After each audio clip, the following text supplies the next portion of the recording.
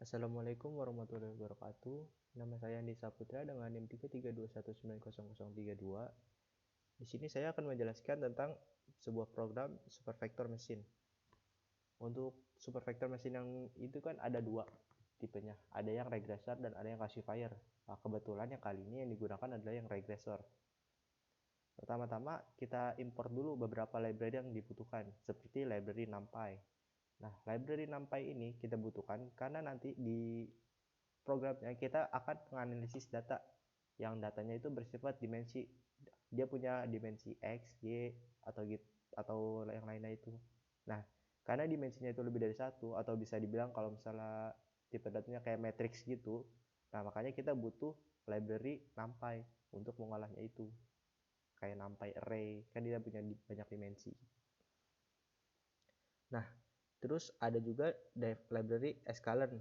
Library sklearn ini fungsinya itu sebagai analisis data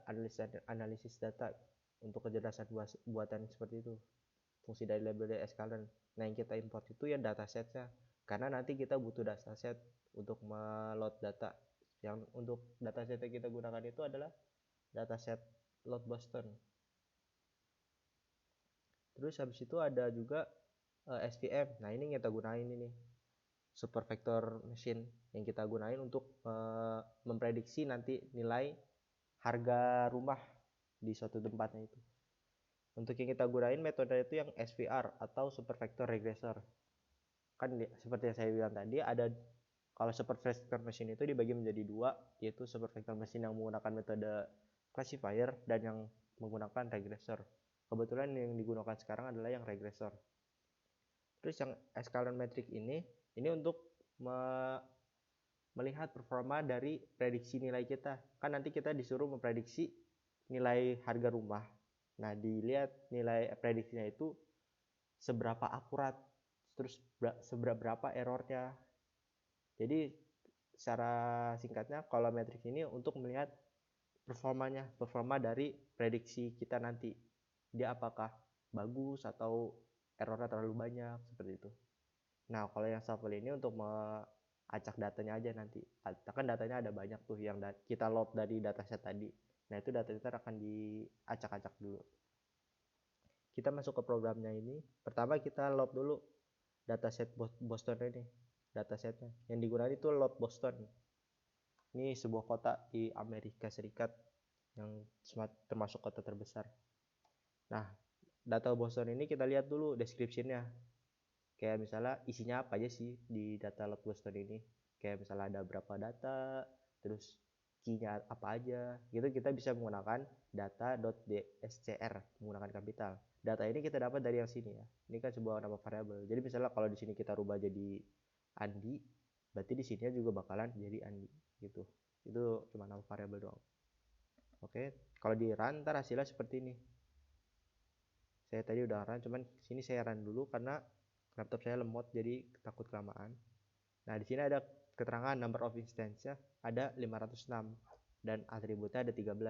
Maksudnya itu jadi data ini tuh terdiri dari 13 tempat, kayak misalnya 13 kelurahan atau 13 kecamatan gitu di daerah Boston. Dengan masing-masing di dalam kelompok tadi, di dalam kecamatan tadi ada 506 rumah gitu. Jadi diprediksi berapa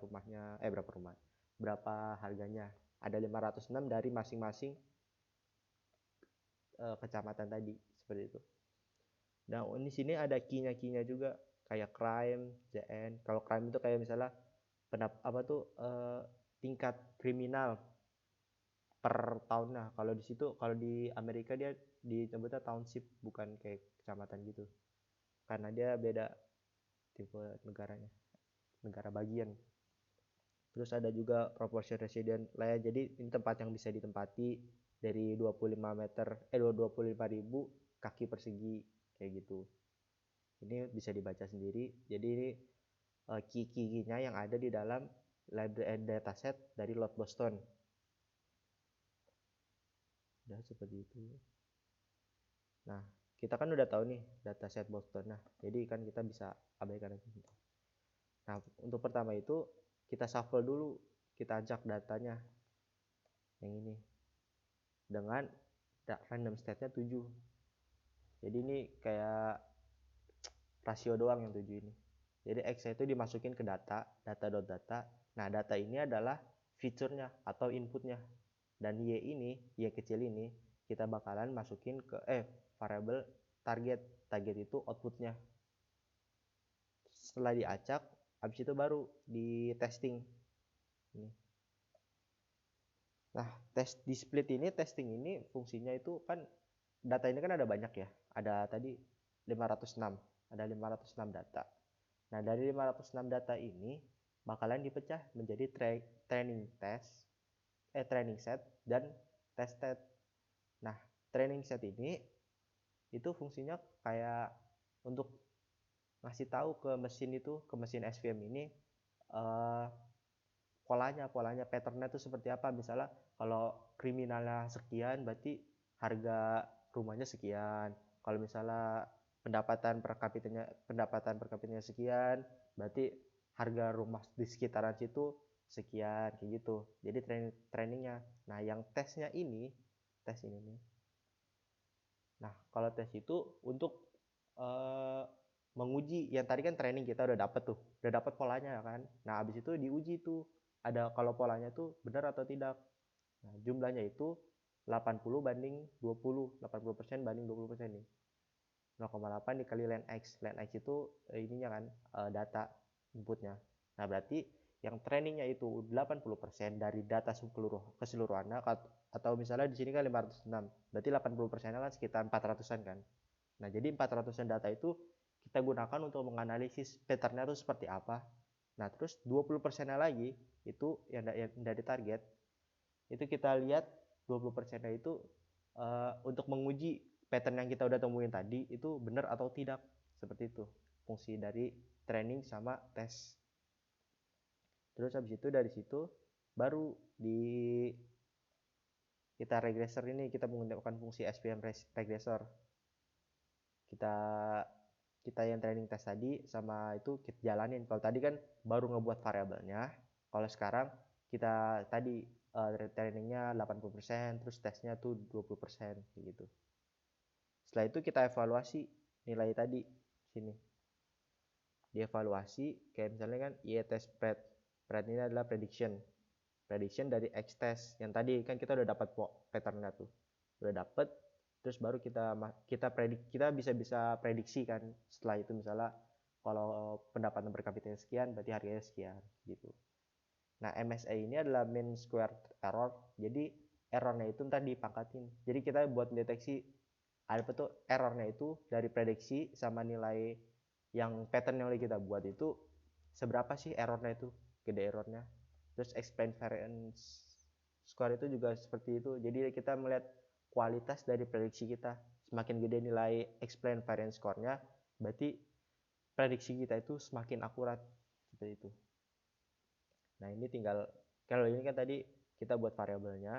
Nah, di sini baru ditampilin variabelnya menggunakan. Karena udah jadi nih, kita udah dapat patternnya, kita udah dapat pokoknya udah dapat lah, kita bisa prediksi. Nah, kita tes sekarang. Nah, di sini kita punya sampel data seperti ini 3,7, 0, terus 18,4, terus ada 1 0,7. Nah, 3,7 ini 0 ini adalah ini berurutan ya, crime berarti yang 3,7, ZN berarti yang 0, seperti itu berurutan. Jadi tingkatnya itu tingkat crime-nya itu tingkat crime-nya itu kejahatannya itu 3,7. Nah, kan kalau data awalnya kan seperti ini. Misalnya kita komen dulu di sini. Kita lihat di sini print data total.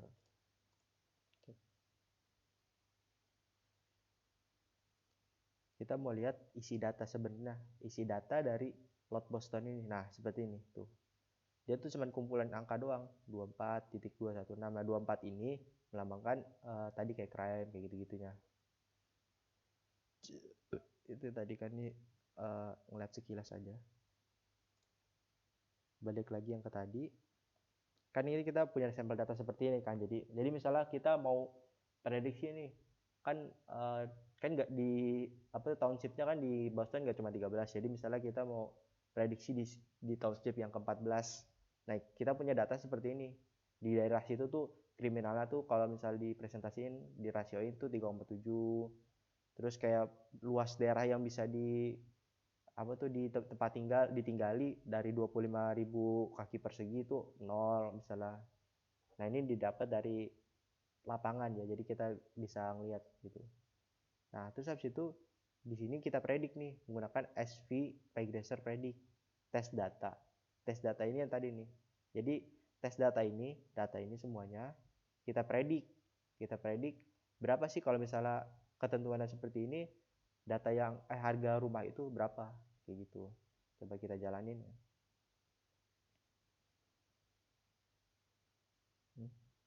9 11. Oh, ada yang salah. Oke. Bukan kesalahan yang besar.